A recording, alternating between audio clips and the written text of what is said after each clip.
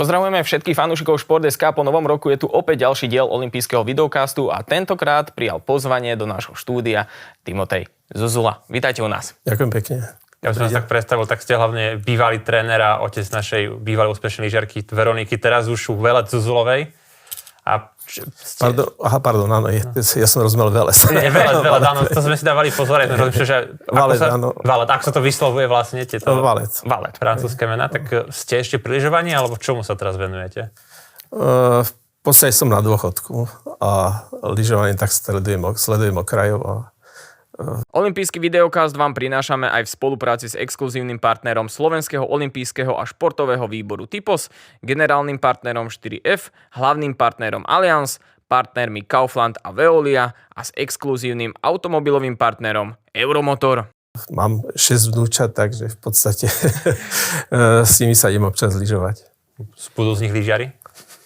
Ťažko povedať, záleží, kde budú vyrastať, v akých podmienkach, no momentálne možno tá francúzska odnož tam má podmienky a u nás je to trochu ťažšie s tými podmienkami a hlavne veľa peňazí slovenskí lyžiari vyvážajú na západ, aby mohli trénovať. Ja myslím, že môžu to byť tak niekoľko miliónov ročne určite vyvezú a tie peniaze by mohli zostať na Slovensku. Máme doma národné parky, máme Jasnu, ktorá je najvyššie položené lyžiarske stredisko a v podstate pokiaľ by bola vôľa, ale asi nie je tam možnosť, nie za veľké finančné prostriedky, urobiť tam jeden kopec. Nie už tie kopce, ktoré sú tam, lebo v podstate samozrejme to stredisko je privátne a potrebujú tiež zarobiť na lanovky, na vleky a na ten personál, ktorý to všetko obsluhuje, že bez zásahu do ich nejakej štruktúry, ich pôsobenia v tej Jasnej. Vidím tam veľký priestor, aby jasne mohlo byť takéto stredisko. Je to národný park a už keď tam jedno lyžiarske stredisko, ktoré je privátne, tak možno by také niečo sa mohlo spraviť u nás aj pre mládež. Kde je problém? Lebo keď máme podmienky, lebo naozaj pri lyžovaní, pokiaľ je to krajina, ktorá nemá kopce, tak ťažko si vyprodukuje alebo teda vytvorí nejaké podmienky. Ale keď my máme podmienky, tak kde je problém? Ja myslím, problém je v ľuďoch. V ľuďoch, aby sa do toho pustí, lebo ja myslím, tam spraviť ten kopec nie je taký veľmi veľký náklad a ako tak sledujem, tak na Slovensku sú projekty športové za najlacnejšie za 5 miliónov viac, takže toto stredisko, tento jeden vlek a trochu tam urobiť nejakú terénnu úpravu by určite nestalo toľko veľa peňazí, tak v podstate asi sa nikto nechce do toho púšťať, lebo nie je to asi veľmi zaujímavé finančne pre tých, ktorí by to mali organizovať. To je inak častá téma aj ľudí v Bratislave alebo na západe, že keď sa ide lyžovať, ideme lyžovať do Rakúska, na Severing alebo do Jasnej. Vy ste už len pred 30 rokmi, keď ste vlastne začali s Veronikou, ste chodili do Rakúska. Ako možno teraz rozmýšľate nad tým, alebo ako ste rozmýšľali nad tým pred tými 30 rokmi? Chodievali sme do Rakúska preto, lebo to bolo najbližšie stredisko, kde bol umelý sneh a kde sa veľmi skoro začalo lyžovať a tie sezónne lístky v tom čase tam boli relatívne lacné a z Bratislavy sme tam chodievali na otočku a tá cesta trvala do 2 hodín. Takže v podstate to bolo fajn, že sme mohli bývať doma. Sice bolo ešte vtedy stredisko pán Pampúrik, prvé stredisko, tak z umelým snehom spravil na Jahodnej pri Košiciach, ale to bolo pre nás ďaleko a potom neskôr urobil Krompachy. Keby ste sa teraz mali rozhodnúť, že kam ísť, taká dilema niektorých bratislavčanov, že či napríklad tá Jasná alebo ten Severing. Do Norska. Do Norska? Lebo viem, že do Talianska sa často chodí, ale do Norska to je teraz? Bol som tam, keď Veronika skončila, tak sme chceli nejak dať tie naše skúsenosti a všetko to, čo sme zažili, chceli sme to niekomu tu náhodou vzdať a trávili sme tam dosť veľa času. Áno, tá cesta je tam komplikovaná, ale potom tie podmienky, ktoré sú schopní vytvoriť nory, aj pre nás boli ozaj vynikajúce. Príklad sme boli v jednom stredisku, no a tam ten majiteľ hovorí nám, že kedy chceme si prísť na tréninka. Tu nás ľudia naučili skoro ráno a on povedal, že on sa chce vyspať, že aby sme prišli na 10 a po B, keď chceme, aby sme si pripravili trate na ďalší deň. Tak sme si mohli postaviť 3 trate. Sme mali Super G, sme niekedy stavali a slalom, alebo Super G, obrovský slalom. Takže v podstate tie podmienky tam boli z tohto dôvodu veľmi dobré a bývali sme s prenajatom dome, že a varili sme si sami tak, že tie náklady tam neboli až také veľké, hoci Norsko nie je veľmi lacná krajina. Ale možno ešte Sútyrol, ale ešte asi tam by sa dalo. To bola aj napríklad Petra Vlhová o tom často hovorila, že ako tie slovenské týmy niekedy mali, že problém sa dostať na tie kopce, lebo napríklad, že Rakúšania alebo Taliani, že ich nechceli púšťať, že radšej tam pustili svoje lyžiarky. Viete to, ako mali z Veroniku, keď ste chceli niekam trénovať? Mali ste tiež takéto problémy? Začiatky boli problémov, lebo vlastne my sme prišli z východného bloku. V tom roku 2000 nejak sme začali chodievať viac von a dosť sa ľudia na nás pozerali cez prsty.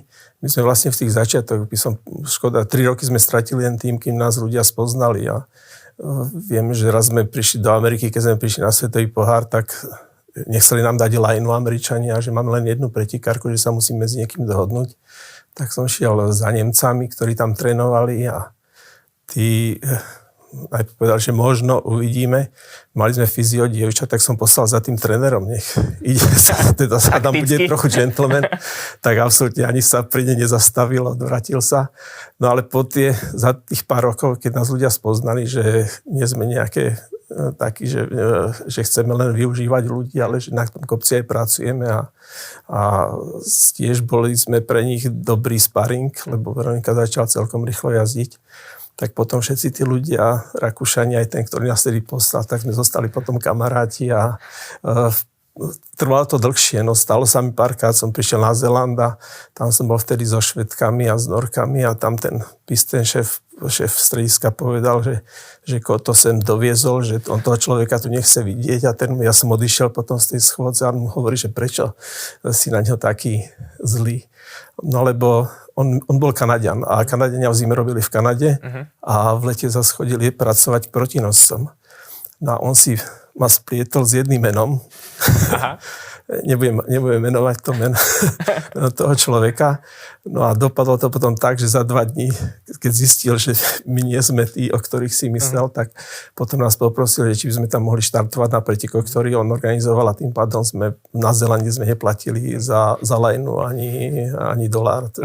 Takže stávalo sa nám také veci, ale potom už keď sme končili a vlastne už keď sa to rozbehlo, že nás poznal ten západ viac, tak to bolo.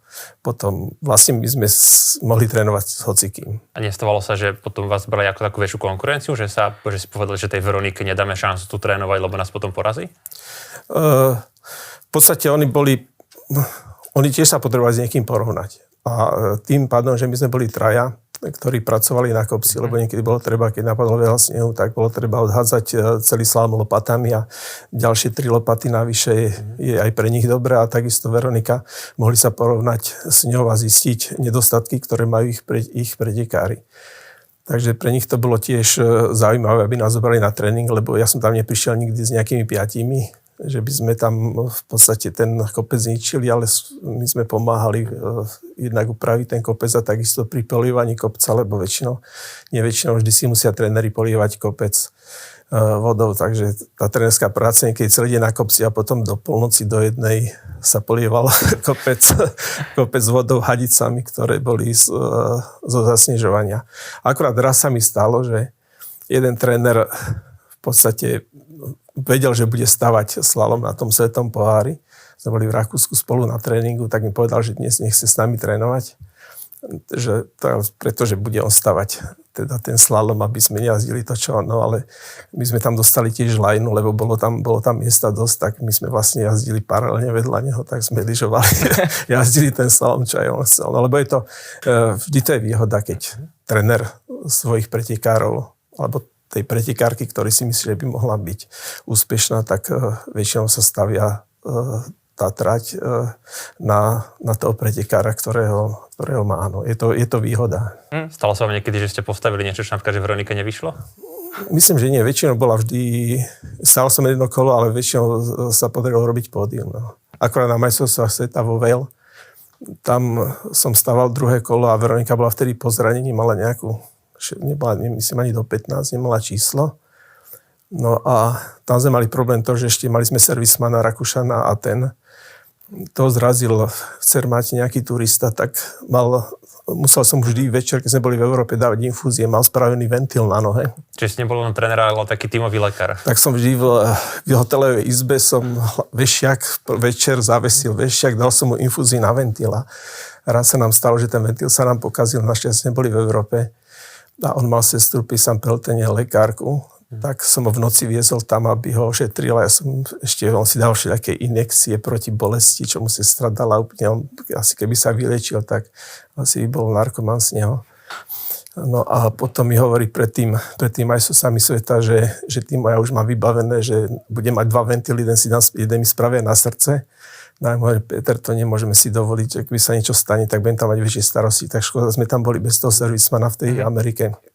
Tým aj sveta. Druhé kolo som stával, to bolo asi najdlhšie kolo, ktoré som stával v živote, lebo som si ju predstavoval v každej brane, myslím, po prvom kole bola nejaká 12. No a skončila v tých pretekoch na tých majstrov sveta, skončila nakoniec 4. Strašne malo jej chýbalo na medailu. No škoda, nemohli sme tam ani toho servismana, lebo ten bol ozaj, to bol servisman, to bol Rakúšan, robil veľmi veľa rokov pri ESV a robil lyže Mariovi Matovi tiež. No ale potom po tom úraze tak začal pracovať s nami. No ale chudák, on za rok mal potom asi 23 operácií, lebo začal mať problém ešte s chrbtom. Lebo jemu to nejak zle zoperovali, sa mu to vždy lámalo a vlastne potom veľmi mladý umrel.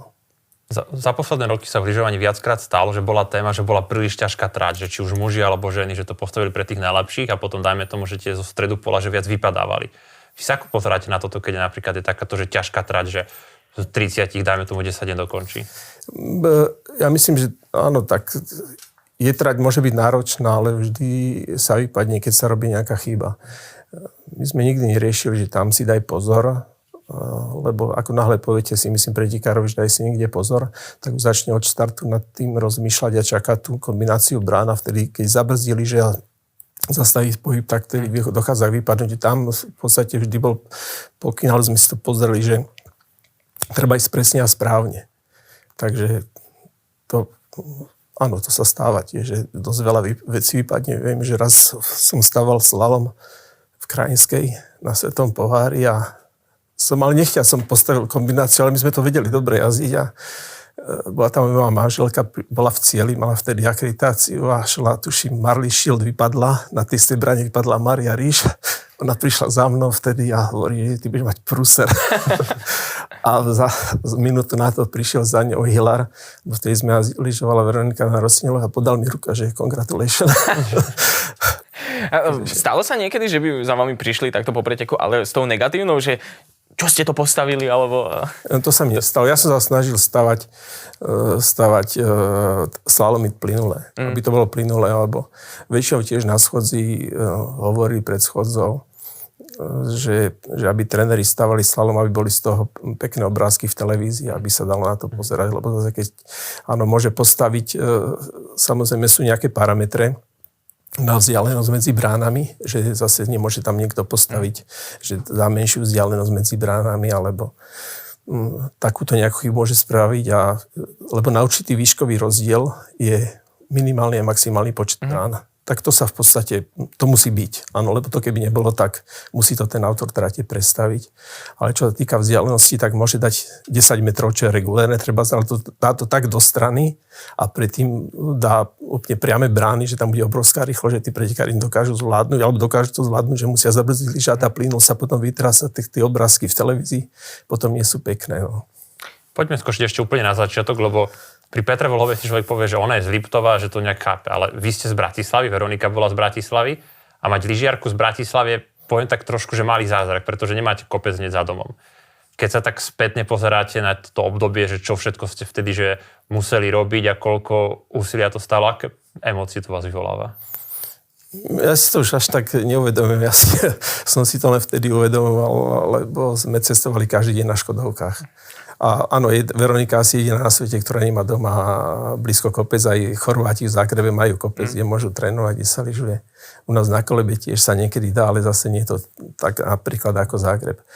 No tak sme ráno o 6:30 sme sa stretávali pred panelákom väčšinou sme boli dvaja tréneri 2 autami, Škodovkami a teraz si to neviem predstaviť. Ja som riskoval tak, že vpredu sedeli sme 3, 2 deti a šofér, ja, vzadu sedeli 4. A to ešte boli hraničné kontroly vtedy, už to bolo také miernejšie. No a v podstate, keď videli deti, ten, čo sme sedeli vpredu 3, tak keď sme chodili ešte po Viedni sa chodilo cez obchvat, tak jeden bol schovaný tam, lebo chceli ísť na tréning. Kde som mal, keď sme nemali auta, tak sme to museli takto riešiť. No. Tak sme prišli tam pred 9, sme trénovali a na obed o 1 sme šli domov. No a ja som tak 4-krát do týždňa sme toto absolvovali a tá cesta späť bola vždy hrozná, lebo človek bol unavený, tak nemohol som začať jesť skôr, rožky som mal pred sebou a obed.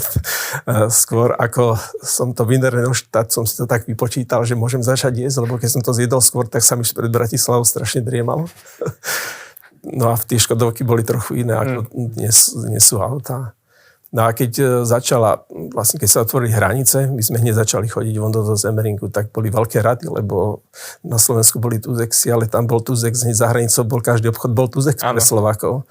No a my keď sme sa vracali z toho tréningu, tak boli obrovské kolóny tam. No a teraz na druhý deň sme mali znovu na tréning, deti sa mali učiť, no tak som to predbiehal, tie autá nám blikali a colník, keď bol problém, tak vždy si jeden lahol dozadu, akože ležal na decko ležalo na deťoch, že je chorý, že musíme ísť domov. No takýmto podvodmi, no ale ináč by sme sa dostali domov, tie hranice boli hrozné, to bolo niekoľko hodinové stáňa tam boli, no. A tak museli ste nejak, aby sme mali olympionikus vlastne, že človek niekedy musí aj takéto veci robiť. No veď to, no.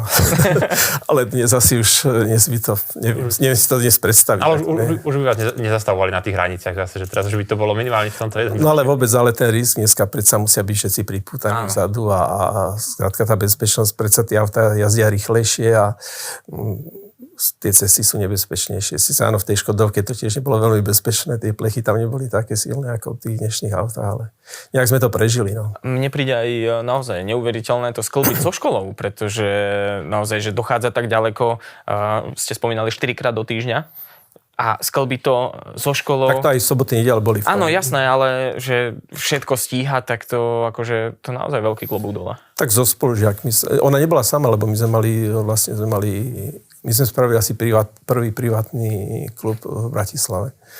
Ski klub v Bratislave sa volal. To boli pretekári, ktorí boli predtým v Slavii Filozof. No a tak so spolužiakmi si potom dohadovali úlohy a nejak, keď sa to nefotilo, tak cez kopír. Veď práve, že... Cez kopír sa robili poznámky a takto. No. Koľko ľudí vám vtedy hovorilo, že ste blázon, že takto fungujete? Tak všetci, no, lebo ja som asi veľmi veľa ľudí v slovenskom lyžovaní, lebo jednak som asi nemal šancu sa dostať pracovať niekde. Ja som vyštudovaný tréner lyžovania, ja som to chcel robiť lyžovanie. To bol môj sen byť tréner, no a v podstate vtedy by som sa nedostal robiť do Banskej Bystrice alebo do Mikuláša, lebo tam boli domáci, ktorí boli tiež dobrí lyžiari, boli vyštudovaní tréneri.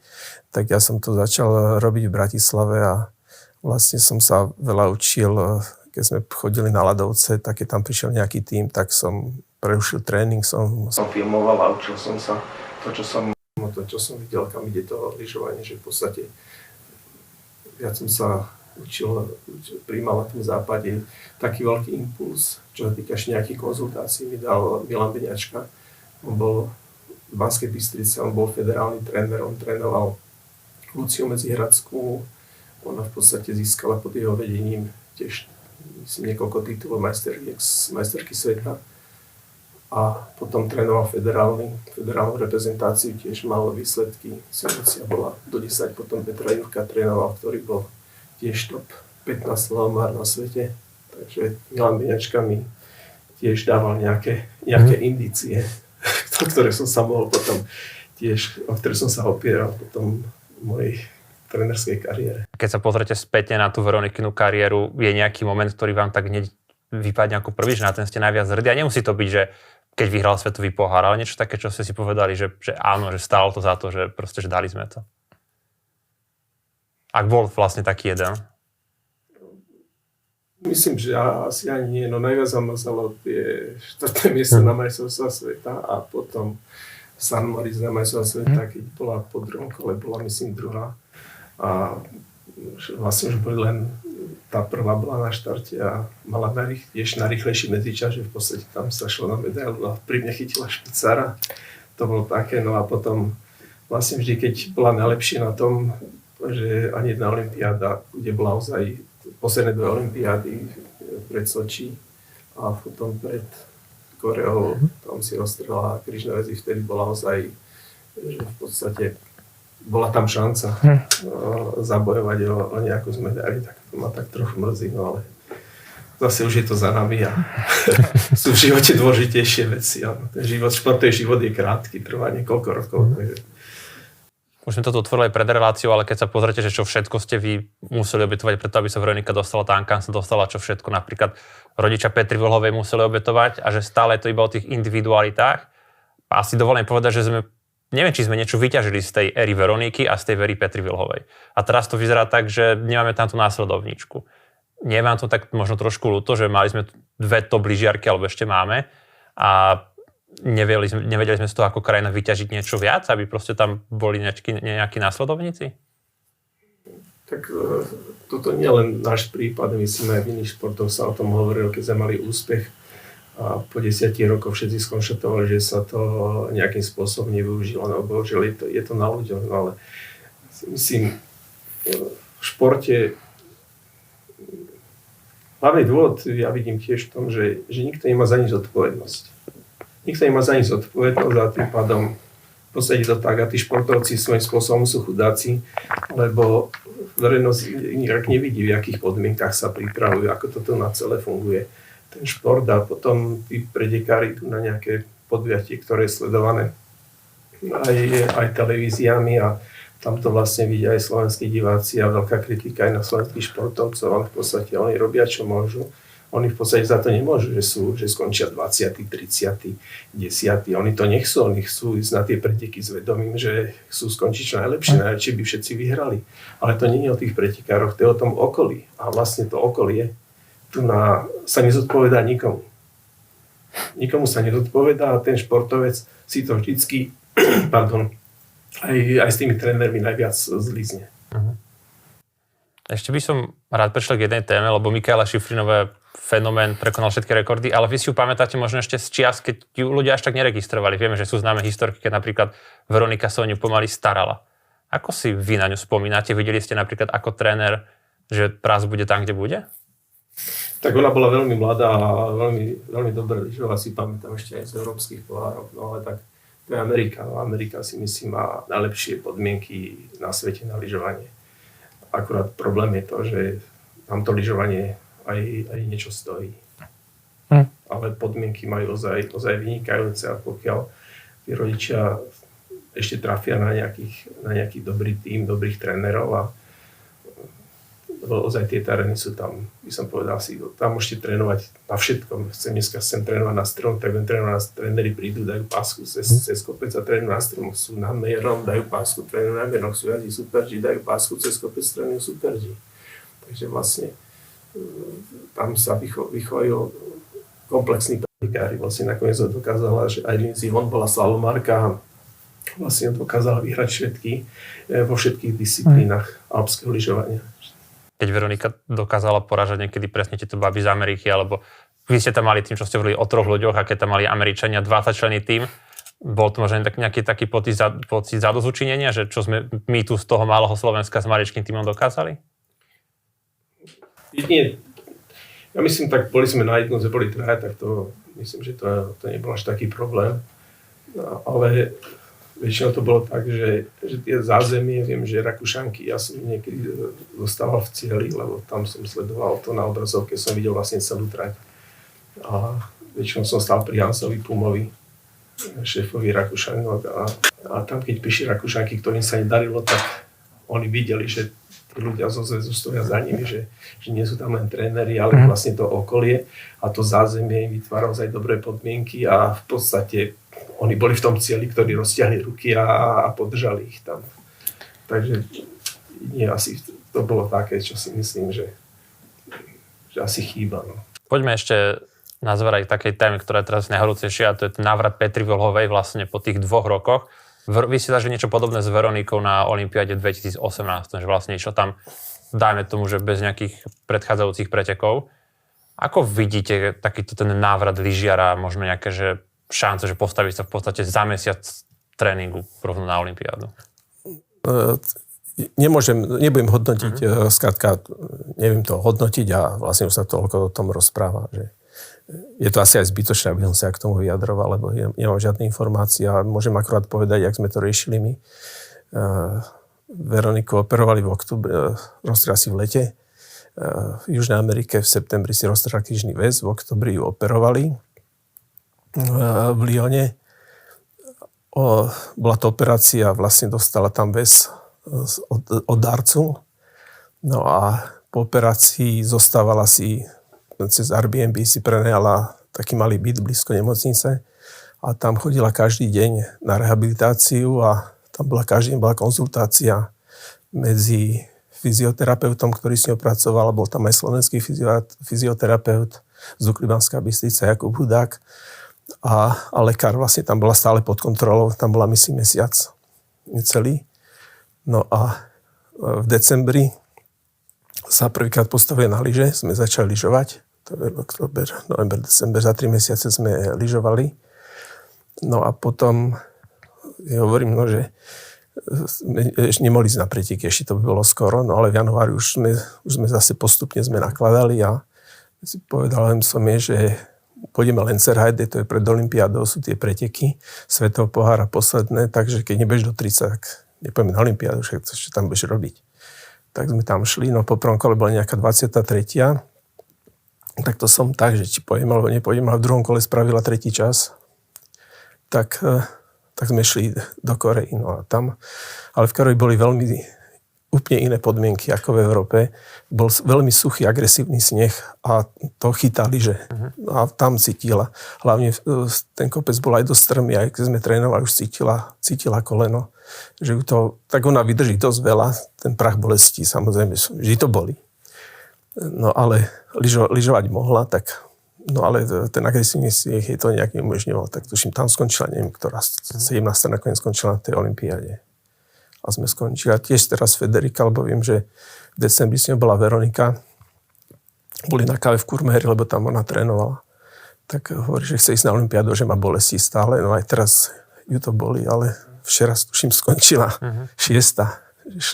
Že výborne, no. Ale tiež hovorí, že to bolí, no tak bolí to.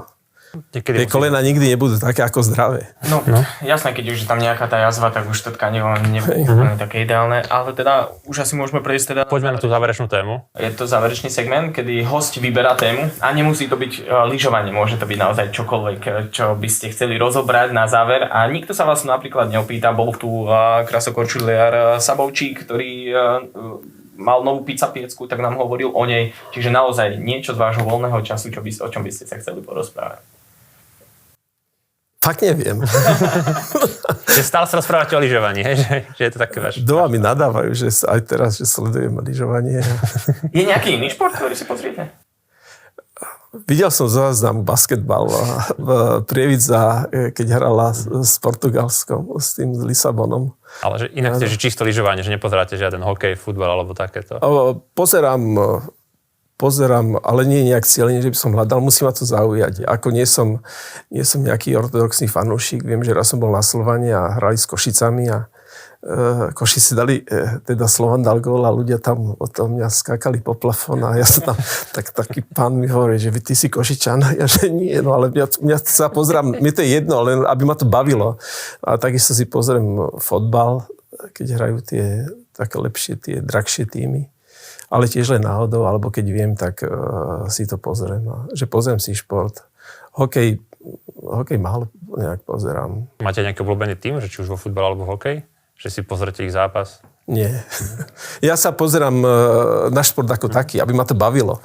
Nie som fanúšik teraz, že budem trpieť tam, keď niekto prehráva, alebo skrátka, aby ma to bavilo. No. Tak sa pozerám. Ten basketbal ma bavil, lebo ten začiatok bol úžasný pre tých Portugalcov, ale potom tá Prievidza začala hrať, čo bolo fajn. No. Tak možno pri tom lyžovaní máte nejakého že obľúbeného lyžiarku z celej histórie lyžovania, ktorý by ste na taký ten piedestal? No, tak všetky tie, čo vyhrávajú, tak sú fajn. No. Viem, že teraz jak sa vracala z Courchevel, som stretol som bol kupovať bagetu vo Francúzsku, tak som stretol Wendy Holdener a my sa stretli a som bol prekvapený. Ona sa ku mne správala, keď sme sa včera videli naposledy. Takže to bolo také milé, no. Keď človek stretne... Že si vás aj pamätajú ešte tieto. Áno. Super, tak teda ďakujem vám, že ste prišli. Určite ste hovorili zaujímavé, vedeli by sme hovoriť ešte ďalšiu hodinu. A teda držíme palce aj vašim vnukom, možno z nich budú lyžiari, ak teda budete chcieť. Lebo na sociálnych sieťach sú nejaké videá, ako lyžujú a... Nie, ja nemám sociálne siete. My aj keď sme trénovali, sme mali zakázané zverejňovať, že kde trénujeme na sociálnych sieťach, aby ostatní videli, že kde sú aké podmienky. Takže sociálne siete nemám a neviem, prečo tam dávajú. Tak nič som nepovedal. Nič také tam nebolo. Nie. Takže ešte raz ďakujeme, že ste prišli a no tak nech vás zaujíme čo najviac športov v tom televízore alebo teda je na čo sa pozerať. Ďakujem pekne za pozvanie.